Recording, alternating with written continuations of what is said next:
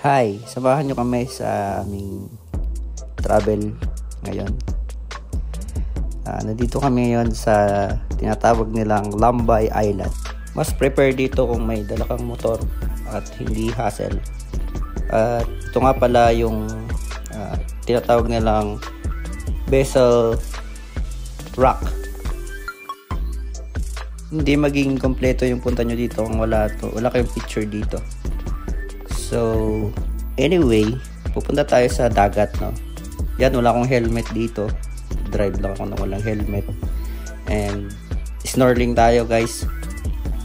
Tingin-tingin tayo ng mga pawikan. So, yan, may isa tayong pawikan dito. Pangalawa.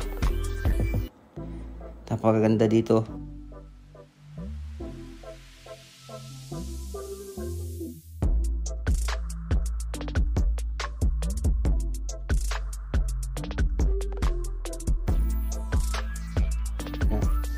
Kailangan talaga may sapat na kaalaman sa paglalangoy dahil hindi mo siya pwedeng lapitan mga 5 meters away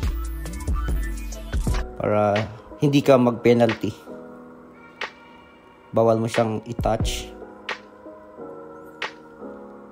So, yan guys. Langoy-langoy lang. Yan yung iba mga kasama namin dito. So free lang yan guys, basta marunong kang lumangoy.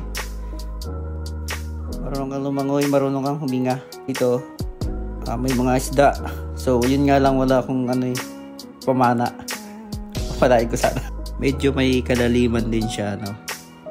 Kaya mag-ingat-ingat lang din sa paglalangoy. And ito na, drive ulit tayo. So, nalibot namin tong island na to ng 1.5 hour. Kaya mo namang libutin basta may motorcycle ka talaga. So, pupunta ulit kami sa isang magandang lugar dito. Kasama ko pala dito yung girlfriend ko. And dito kami. Meron din silang overlooking view. Wala akong masabi sa ganda. May sunset. No, ganda dito. Nakaka-relax. Nakakatanggal ng stress sa trabaho. Ganyan. So, yun lang guys. Ingat po kayo.